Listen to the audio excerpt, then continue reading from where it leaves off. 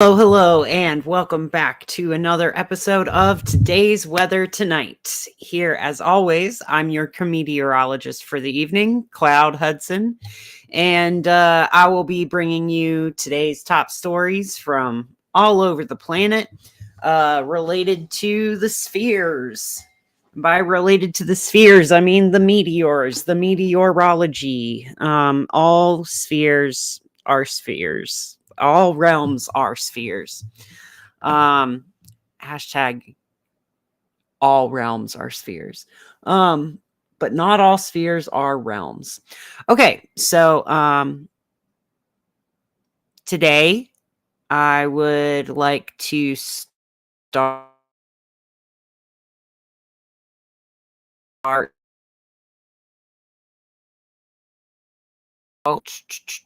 what do I want to start on today?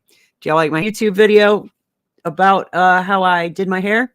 So if y'all are interested in having a weather radar colored hair as well, go check that out.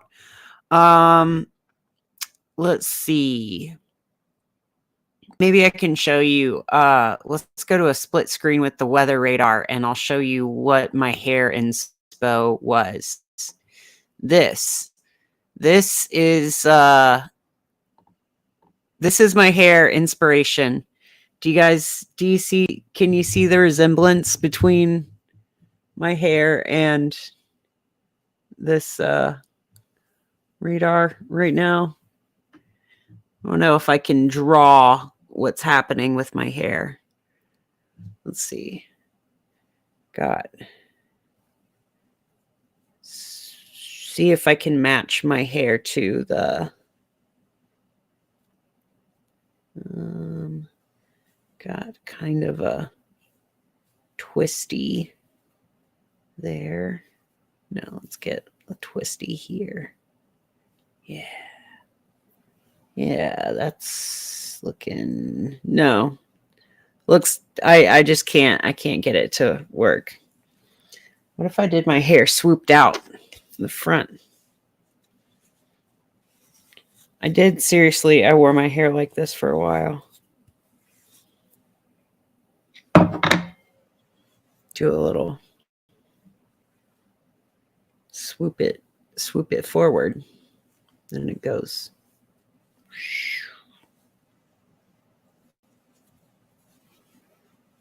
All right. Well, we won't waste time talking about hair today. Hair today, gone tomorrow. You know what I mean? Let's go ahead and it's Earth Day. So happy Earth Day to all those who celebrate being on Earth. I do also celebrate being an Earthling. So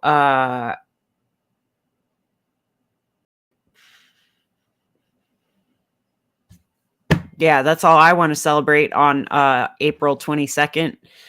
That's the only thing I've ever celebrated on April 22nd is Earth Day.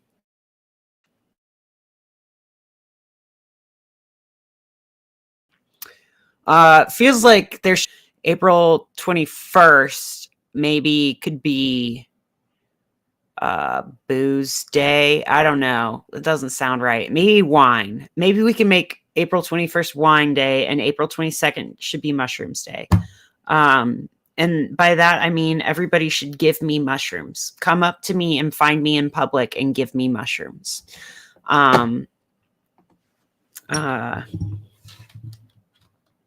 Either say hi or give me mushrooms. Okay. That'll be a good way to start off our chat. Okay, that sounds good. I'm really liking my lighting tonight. I'm happy with how this has finally turned out. Still not happy with my haircut. I definitely could do better. But I didn't want to wait to perfect the haircut to release the video. So I have already released the video. Let's talk about today's weather. Got the Thunder Bay and Sunshine Quebec up there. Is that Quebec? Which British Columbia. I don't remember which. Uh, Wawa, is that where all those stores came from? Okay, up here in the Mother Superior Lake, Lake Mother Superior, and Lake Michigan. We are looking at, that's our only area of potential precipitation. Let's see if we can get winter weather. It's not showing whether this, I thought that would be frozen precip right now. Nah. Not looking too wintry. We do have a couple little supercells out here, some isolated thunderstorms, looking like minor hail damage and some wind damage is all we're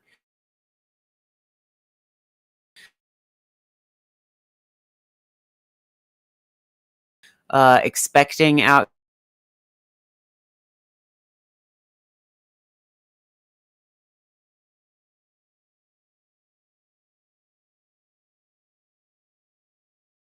to some of the higher DBZ there, but so reflectivity peaked around.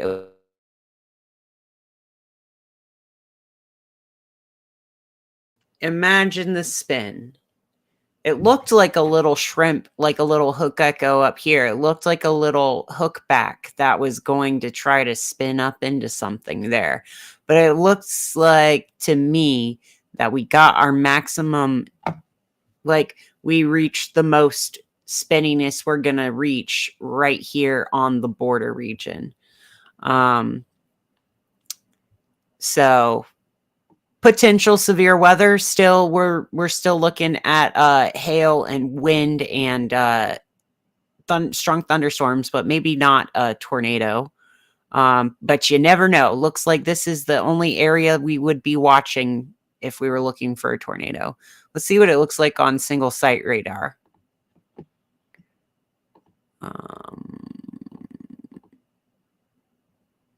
Yeah. Well, that looks a little gnarly on single site. You can see it swirling out. It's really this echo back here that looks nasty. I mean, that's where we were getting the higher reflectivity, but this little behind, this little dingleberry on here is what looks nasty. Let's take a look at that in velocity if they'll let us. Oh yeah, we're out in the plains. We got better velocity readings. Let's see. Maybe not looking like a velocity couplet. Let's look at our specific differential. Oh, you can really see it on. I like to use specific differential to find anomalies in the storm. Like the difference of the difference of the difference is the picture. Yeah, looks a little worrisome, but nothing too exciting. Let's look at our correlation coefficient, see if we've got anything. Oh, we don't look like a debris ball yet. So, yeah, probably not a tornado out there. I don't even know where it would be located. That's just a strong updraft. That is just strong updrafts there. But let's look at it in 3D.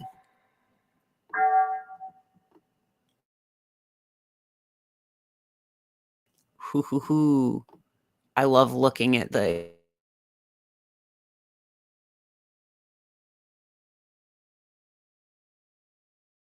peeking out into some really that's decibels of reflectivity difference. It's just how shiny the clouds are. If y'all didn't know, that's how radar works. Is it's like a bat that uses echolocation, but instead of echoing with sound waves, it uses light wave pulses, and it'll see what of that light wave pulse gets reflected back. So basically, you're measuring how shiny the clouds are. Radar will measure the shininess of the atmosphere at that area. How reflective is it? And we use that as an analog for how much water content is there. So yeah, we've got a little patch of severe weather rolling through there. Let's go back to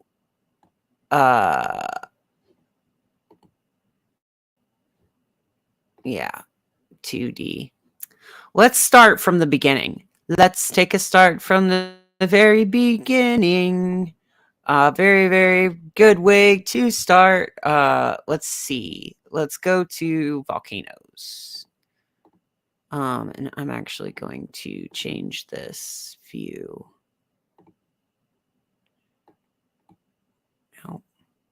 Oh, y'all can even see I did put on a little teensy bit of makeup today. I went to a stand-up comedy open mic tonight. I wanted to get back out there. Haven't been very good at getting back out there and telling jokes right now, but I think the world needs jokes right now. Would you all like some jokes? Here's a joke. What do you call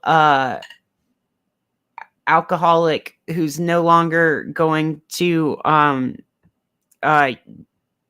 use people in manipulative games to satisfy their ego? Single.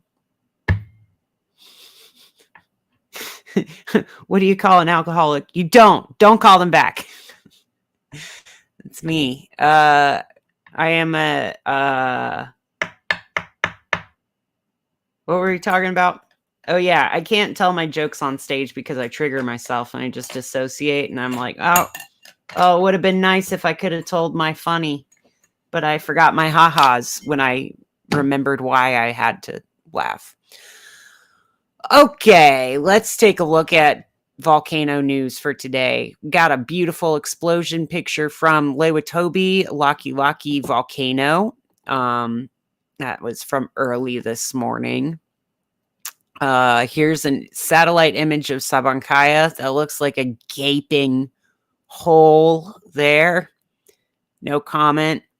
Lewitobi has still got these gray ash plumes coming out all the time. Lewitolo still got the volcanic ash reported. Sumeru continuing its eruption. Santiaguito continues with possible volcanic ash emissions. New volcanic ash emissions observed in webcam in Sanjay volcano.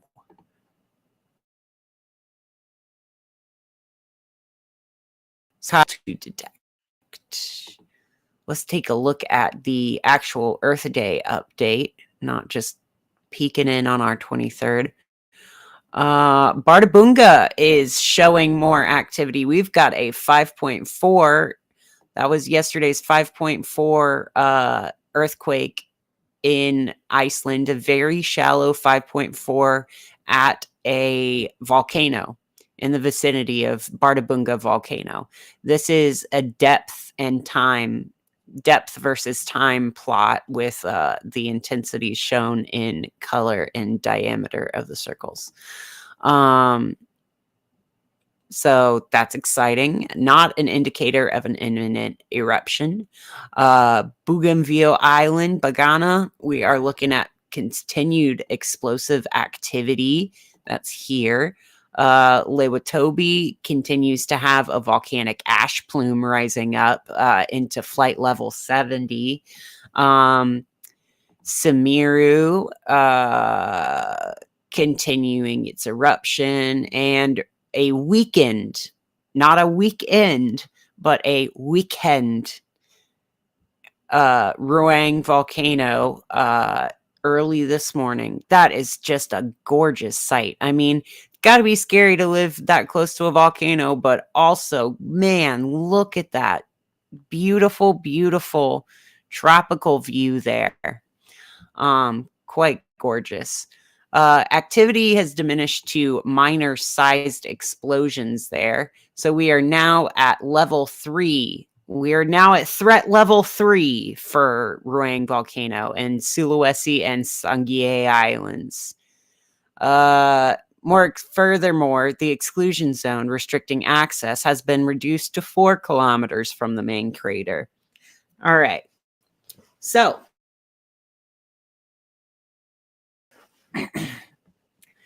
Popo also continuing to explode.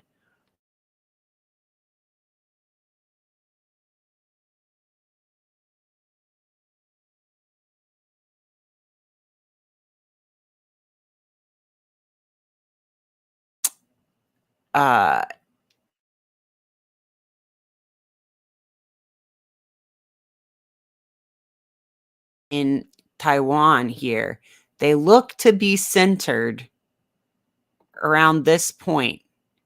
There's been a 6.0, a 5.2, 6.1, 5.8. All of these are major, major, major earthquakes that of their own right would have aftershocks. So it's very interesting to see such a strong concentration of strong earthquakes here in Taiwan. It is also a coincidence that this week the winner of RuPaul's Drag Race season 16 was Nymphia Wind, a Taiwan's own Nymphia Wind. So a queen from Taiwan has won the American and original version of RuPaul's Drag Race. Very interesting timing to me, like to see the significance of a little earthquake swarm and the international attention that this little island nation is getting from just, RuPaul's Drag Race alone, and let alone the multiple 5 and 6 magnitude earthquakes that are striking around here. I was saying I thought Taiwan would get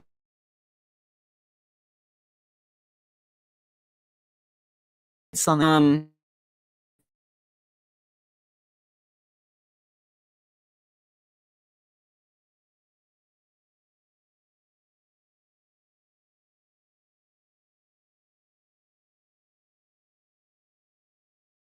teens, 4 point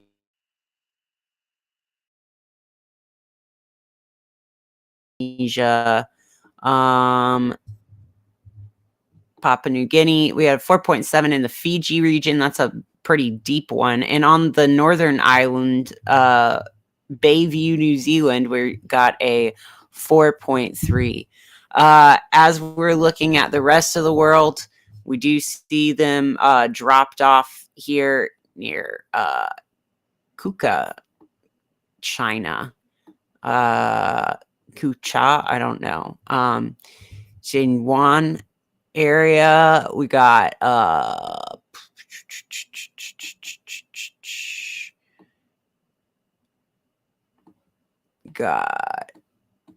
let's see, here in Kazakhstan, Afghanistan, and in Greece we had some earthquakes. Still have no idea why there are so many earthquakes around Puerto Rico. Haven't looked that one up yet. I've been just observing these quakes for a few months now, 4 months now, and I still haven't figured out what the heck is going on out there. Got another. Okay, so this is an area where Dutch Sense has pointed out that there's kind of a arrow tip pointing towards Yellowstone. This is a big caldera underneath. A big volcanic caldera that fires up the geysers in Yellowstone National Park. This is all an area that concentrates in tectonic movement energy. So as things come from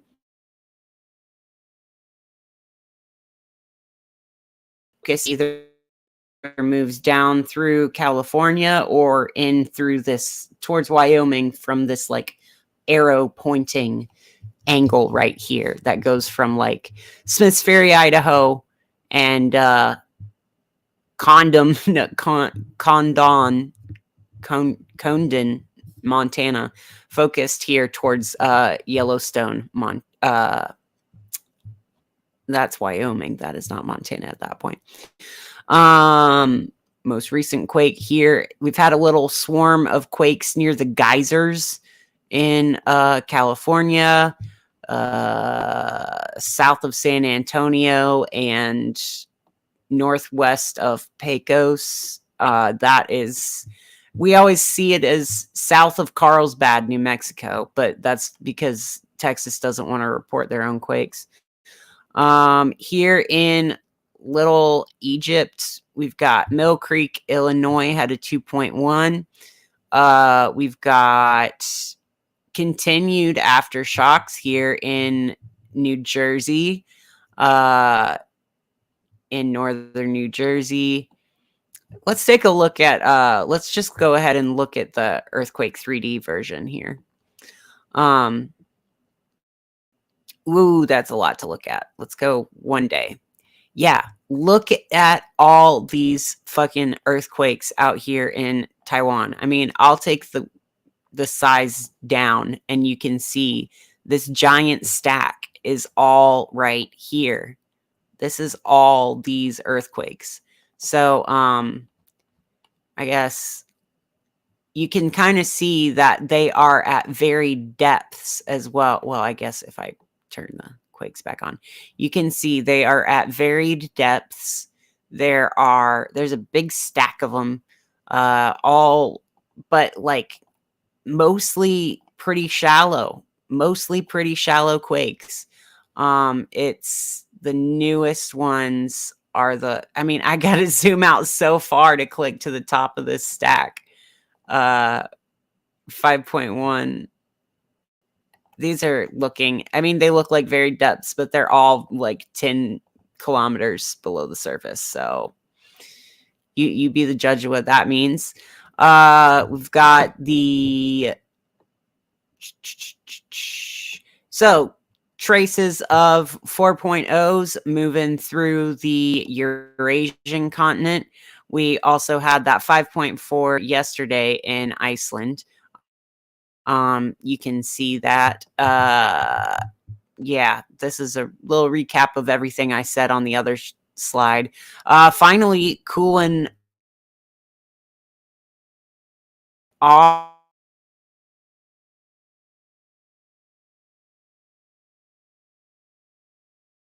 Fiji Islands, Tonga to Philippines region. This 5.0 in the Antarctic continent came, oh, that was an old one. Let's take, yeah, there's not too much to report other than major activity in Taiwan today.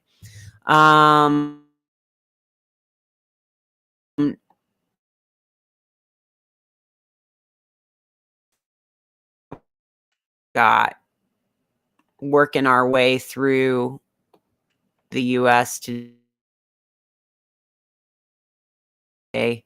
Not too much, not too much going on today, earthquake wise, other than on a swarm of stuff happening in Taiwan. It seems like all of the Earth's earthquake energy has gotten focused over there through some way, shape, or form. Let's go now to talk about our atmosphere again. We did talk about our atmosphere. We talked about our earthquake 3D pretty well already. Let's go back to our composite radar. Yeah, I mean, there's a pretty center of circulation up here, but not anything severe.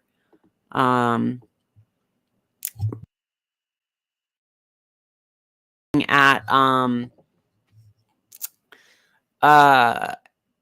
colder temperatures. Let's take a look at, I'm gonna do that.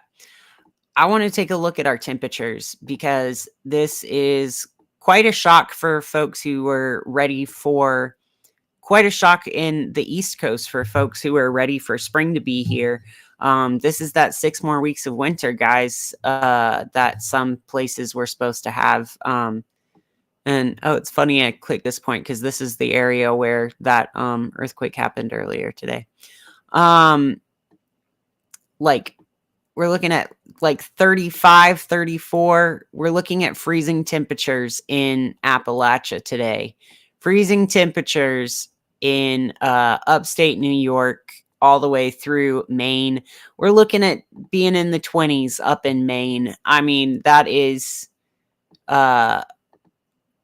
that's pretty freaking cold. It's also pretty freaking cold if you've just started your crops. If you are a baby seedling and you get, this is frost warning territory all over. There are frost advisories issued all up the mountain, but yeah, you can see it's really elevation driven because these are little pockets of higher elevations. And man, let's take a look at our dew points. Yeah, pretty low looking dew points, right? Well, when you look at our humidities, there's actually like in Silva out here near Franklin. So Franklin is only at 68%, but Silva will be in 74%. There's little pockets that are all terrain driven of where moisture has stuck around, and these are areas that didn't really get sunned out too well during the daytime, and they just hung on to the moisture that arose, and now it's nightfall and all time for the moisture to condense, be wrung out of the atmosphere again. And basically we're looking at frost. We're looking at potential frost throughout the upper elevations of the Appalachians. So really, really sucks. I mean, this is, let's look at our temperature again. Yeah, really sucks if you're in these cold areas. Not even getting any fun snow. The only area where we're having precipitation isn't even in freezing territory. Let's see. Clouds, though. Clouds were great today. Got some mild winds, not looking too gusty except for out here in the ocean. Precip, not much. Radar, we already looked at that. Temperature, though, let's take a look at our temperatures globally, because this is where we are having some weather headlines. Today or yesterday in India, there was a news reporter who fainted of heat exhaustion inside of the news studio while reporting on the heat wave in India. So it's not just the heat, it's the humidity. And it's not, I know I sound like a real Southerner saying that, but like, it's not just a dry heat is different than a hot, wet heat. This is a heat wave during the rainy season. Like, for instance, let's see, this is temperature and this is dew point. You see how most of this map changed color there? Yeah. Yeah, except for the coast here. Let's take a look at what this southern coast is looking at. Okay, we got dew points in like the 70s. Let's go to temperature. Oh, it's only like 80 or 90 degrees. what's that relative humidity for me? Oh, we're at nearly 100% relative humidity in some of these coastal areas of India. Okay, so you see where the wind is blowing mostly continental air, we're fine, we're good. But there is a threshold where this has been blowing over the ocean for a number of for a certain amount of time. Basically, the hot, sweaty coastal regions are not able to cool down very well because we've got these like 81% relative humidity. That's nasty. That is and at like okay, uh Mangaluru, 81% relative humidity. Temperature 89 degrees. I know that is like a sauna. Have you guys been in a sauna? I've never been in like a official sauna, but I've been in places that had a thermostat and get I, you physically can't when the temperature outside is higher than your body temperature. You have to sweat and evaporate off. You have to get rid of heat in your body by evaporating water off the surface of your skin. That's how bodily cooling works and how sweating works.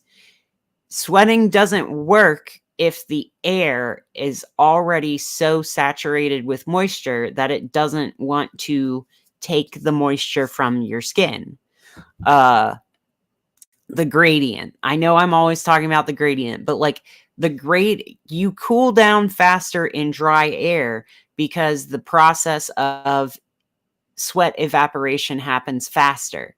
So when you're in a moist, hot, wet, muggy, nasty, damp heat situation, your body's natural cooling mechanism, sweating, doesn't work to cool you off. Like you'll be sweating, but you will not cool off. You will just get more and more moist.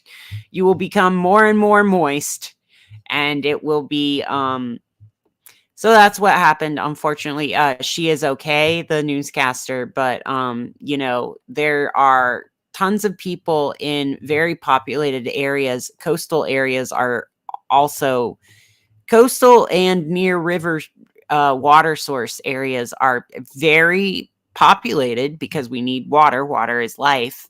But like you can't it's only life if it's not killing you. Um so that's our temperature situation. Now, it's a little bit different in like Myanmar and Thailand because they are a little bit more used to this level of extreme humidity. Uh, India, however, this is hitting some very populated areas. There are a lot of rural areas in Thailand where this is the norm, but this is not the regular climate. This is a pretty this is a hot one for India. It's also a really humid, nasty, muggy one for places like Oman and Iran even is getting up into those really high relative humidities. Of course, they are. I mean, it feels in Tehran, it feels pretty much like it feels where I am. But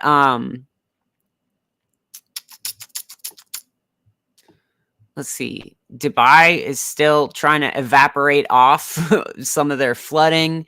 Let's take a look at precipitation for today because oh yeah, look, lots of storms around here. Let's see if we did have some record flooding in China this week. Um Looks like right off the coast of Hong Kong, we've got quite the flooding hitting the Guangdong region, province of China, and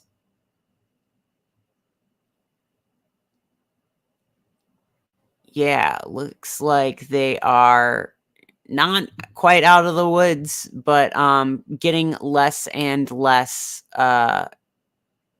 Yeah, Guangzhou was the area that was really hard hit by some flooding today. I think they got into like 100-year flood records. So that's yeah. Severe thunderstorm, rain threat. Yeah. Let's see. Thunderstorm warnings in Iran, raised dust warnings in Saudi Arabia.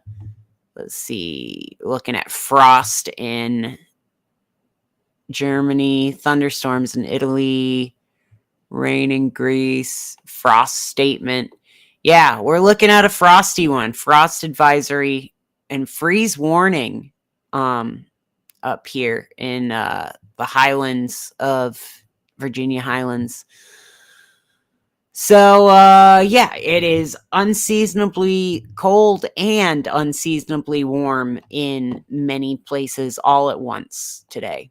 Oh, yeah, this is why I wanted to. This is the wet bulb temperature. So, wet bulb temperature is what I was showing you earlier. Wet bulb temperature is the temperature at which 100%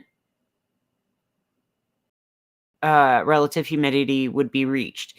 Basically, if you took the air that's in the room right now and put it at that temperature, a cloud would spontaneously form, or fog would form. It's how much, it's where you need to cool the room down to in order to get water precipitating out of the air into condensing on stuff, like making frost or dew in the morning, like the dew point. But the wet bulb temperature is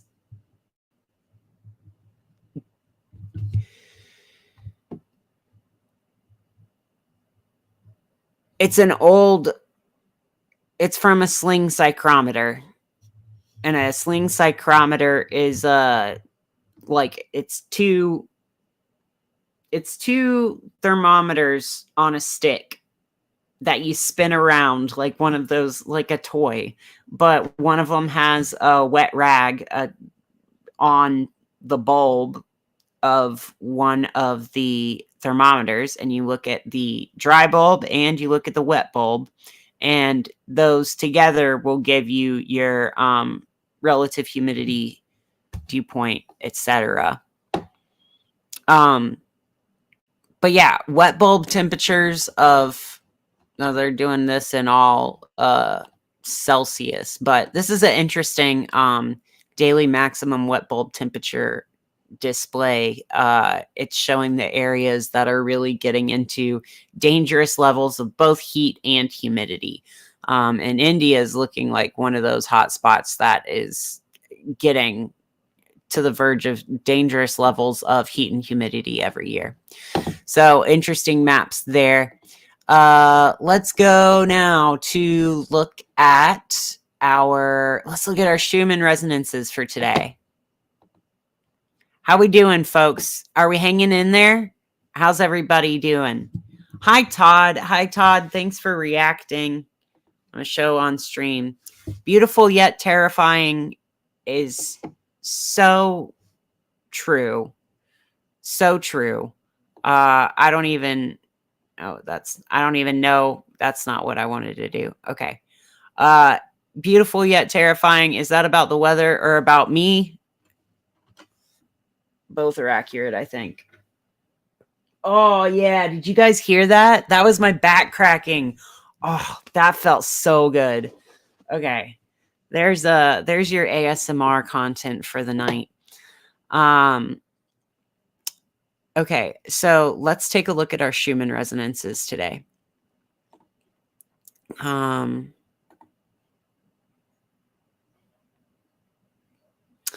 Woo! Look at that, baby. After a few intermittent blips, we're back to whiteout conditions on the Schumann resonances. Let's see. That was starting how many hours ago? 1, 2, 3. 3 hours ago was around that. Okay, so wherever you were this evening, around between sunset now, between like 7 p.m. Eastern and 10 p.m. Eastern, you know, this is this was soaking in a lot of energy from the ionosphere. This was a lot of energy exchanged vertically between the ionosphere and the ground surface. The radiation belts around the Earth have been charged up by solar weather, and this is it shaken loose. This is shaking its dandruff onto the Earth. This is the ionospheric dandruff precipitating down into our level. Let's see what this had to do. Let's see what the effect this had on our frequencies, because it looks like the nodes for the frequencies may have shifted a little bit. And it looks like we're still getting some of the lower frequency bursts that look like they will attune to second harmonic here.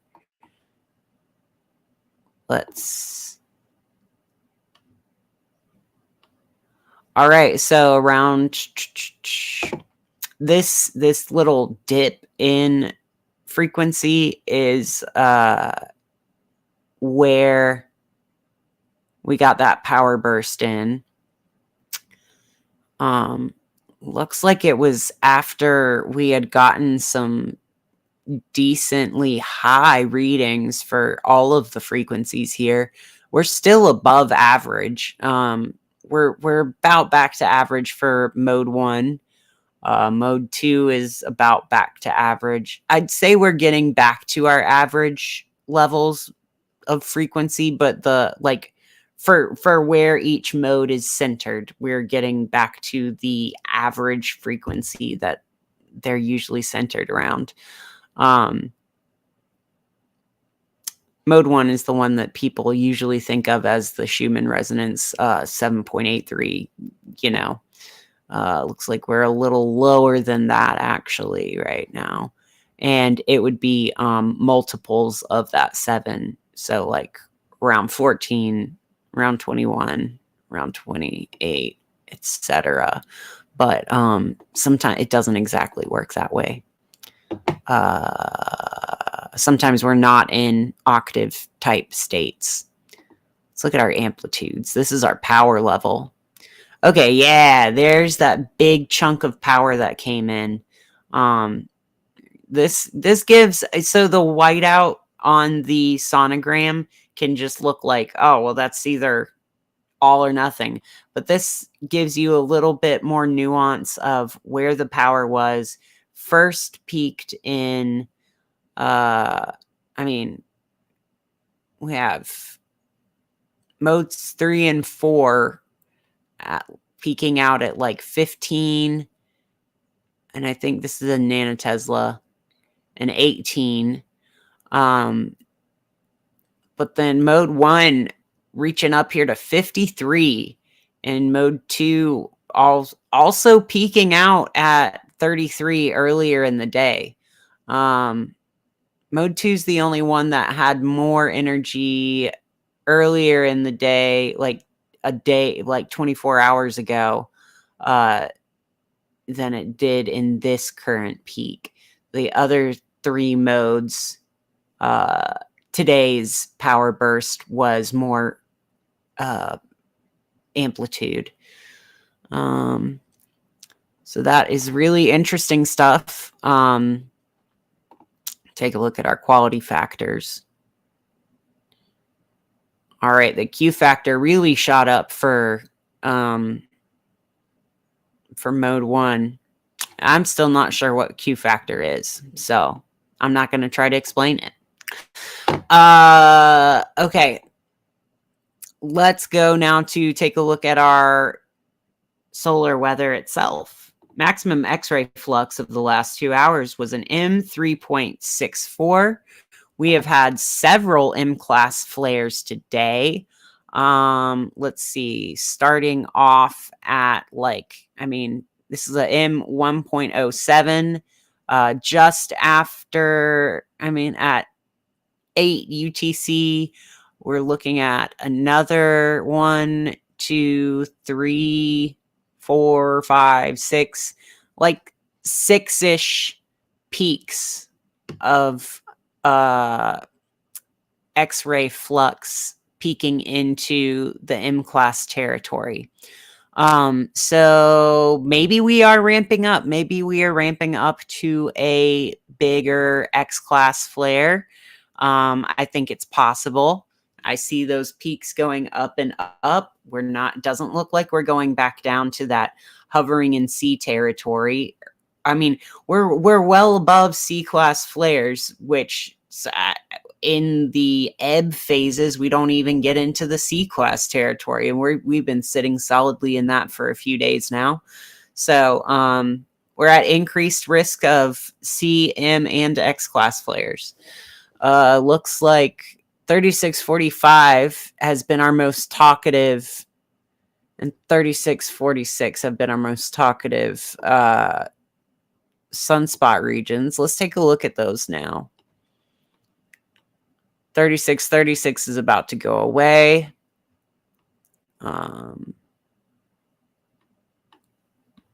Let's see. This one's looking a little gross. It looks inflamed. I'd get that checked out by a doctor. That looks infected. 3646, that's the one. That's one that's been giving us some stuff. And 3645, that's the gnarly one that's been giving us a lot of solar flares. Let's take a look at our latest coronal mass ejections, though. On the 22nd, we've got seven coronal mass ejections today. Let's see, the longest one, 3 seconds duration. Let's see what this gives us. That's a decent looking one. Doesn't look like it's hitting us, but it definitely looks like it's doing something. Nothing looking like it's in X flare or Earth directed area, though.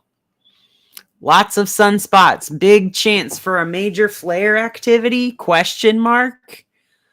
Let's see. What do the sun nerds say? 18 sunspots. Our number is 283, which is a very high sunspot number. 3646, 3645, and 3656. Yeah, those are the ones that have been doing those M-class solar flares. 3646 looks very complex. Or is it? They're up here, and it's facing us. Do we keep an eye on it? Be the most likely candidate for Earth-directed CME. But we do need to see more development in that spot before solar flares reaching the M5 threshold or higher will be possible.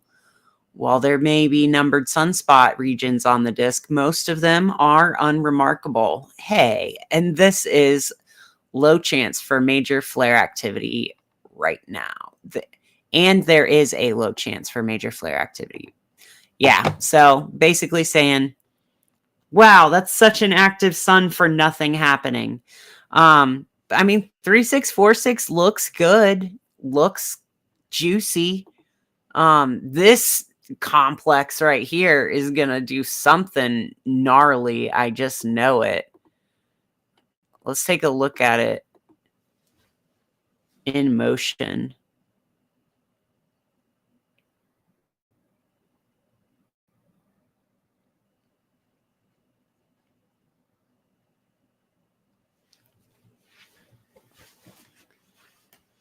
Okay. Yeah, this is the clusterfuck area. So let's just see all of these sunspot regions merge into one big wishbone shaped. Oh, is it not going to want to let me do this? Don't like me?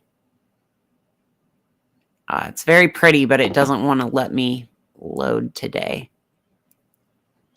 Let's see. Radio burst, 10 centimeter radio burst. Solar flares. Radio blackouts. We had some radio blackouts and solar flares today. That makes sense. It was flaring into the R1 radio blackout range.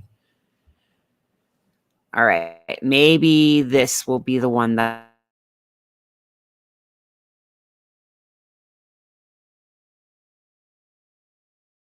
wavelengths give us that beautiful, the arcing between magnetic storms on the sun's surface. Ooh, and look at that tunneling right here. There's a sheath that was tunneling right there. There's also a few tornadoes spinning themselves up on the limbs. This area, I feel like, is setting the tone for this to be a cool area, like a dimming region. This looks like its own aurora. Don't you see that? Can you see how this looks like the way that the aurora borealis looks like on our Earth? Yeah. Oh, juicy teleconnections. These are long distance phone calls that these sunspots are making to each other. They are transferring information all over this giant ass orb. And look at all the individual spots as well. I mean, this is quite an active sun. Maybe it doesn't have its act together, but it's definitely doing a lot. This sun currently, like me, is doing a lot in a lot of different directions. It's not quite cohesive enough for anyone to understand where it's going with all this yet, but it really is doing something. Much like me, I'm certainly doing something, and a lot of it, but what direction is it headed in? Who knows? I'm just here to talk for, I don't even speak for anyone but myself. I'm just an observer of the weather. And I love observing these pretty, beautiful, flowing, effervescent, graceful, shocking lines of magnetic flux. Big, thick, ropey flux lines. Oh, man. That's juicy. That's some juicy stuff right there.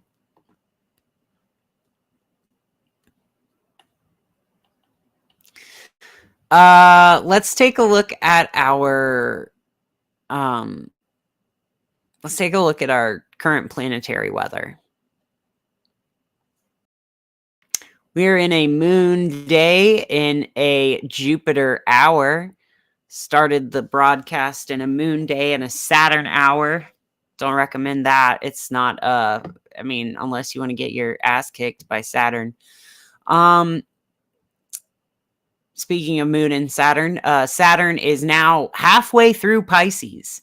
That's not halfway through the transit because we still have to have some retrograde Saturn stations while Saturn is in Pisces. But man, it felt like Saturn was just hanging around the last decan of Aquarius forever. And now that it's in Pisces, it's just cruising right on through. And we've got the moon at 24 degrees of Libra, which is opposite our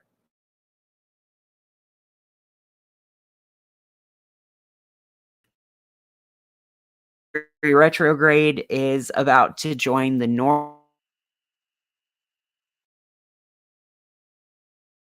in full effect today. We are definitely focusing on those stories that emerged around October of last year. We are definitely focusing on what that means to be there 6 months later, still working on these stories. We've got the sun in Taurus and Jupiter and Uranus also in Taurus, making some nice synastry, having some nice compatible synastry with Pisces Mars here. Pisces Mars, maybe not the best place for Mars, but it's scrappy. It sure is scrappy. A Pisces Mars is very scrappy. And I feel like scrappy abundance is our, I might not look abundant to everyone, but to many people, I look like I'm living in the lap of luxury and abundance, and I am. I'm scrapping for it. I'm not I'm making sacrifices that no one will ever be aware of, but I'm doing it so that I don't support things that are in the Aries Libra dialogue. Basically, war and justice. I'm trying to not support war as much as I possibly can, and that means that my daily life is a little bit less comfortable than it could be, but I believe that's important. I wouldn't want to work for a government that was bombing innocent people, and I wouldn't want to work for a company that makes money off of bombing innocent people. So I just don't have money.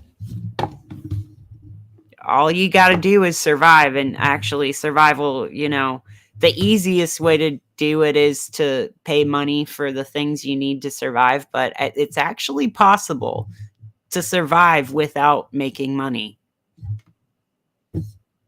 for some people like me.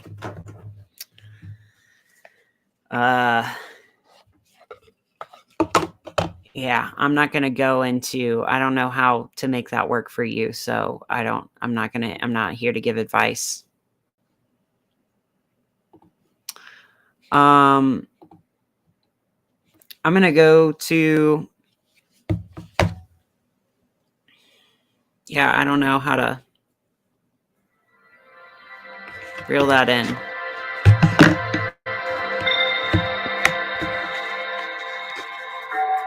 I'm going to pull a card from the liminal space deck today. Just one card for our cosmic weather, please.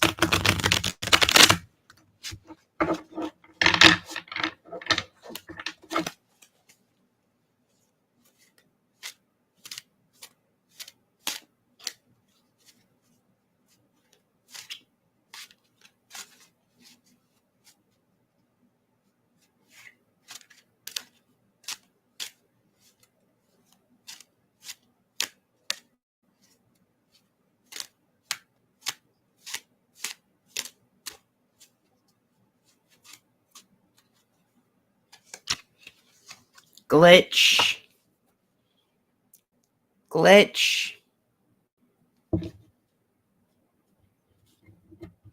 We got glitch. Glitch in the matrix, y'all.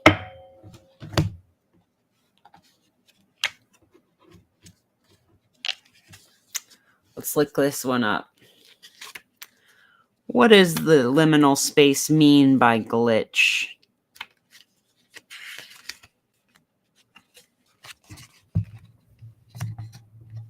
Means reality is a fragile and subjective operating system. All machines are subject to occasional minor malfunctions and overrides.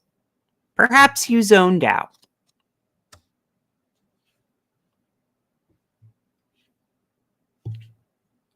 glitch in the matrix. Did you mean to create a glitch? Did it happen by accident? Whatever happened, it was a glitch. Sometimes you get to say that it's a feature, not a bug. Anyway, take advantage when it glitches out. I don't think anything is random. Precisely nothing in the world is random. It's actually incredibly hard to find randomness. Except for in weather. If you guys are looking for a source of random number generators, look to the weather. Random number generator programmers. Look at the weather.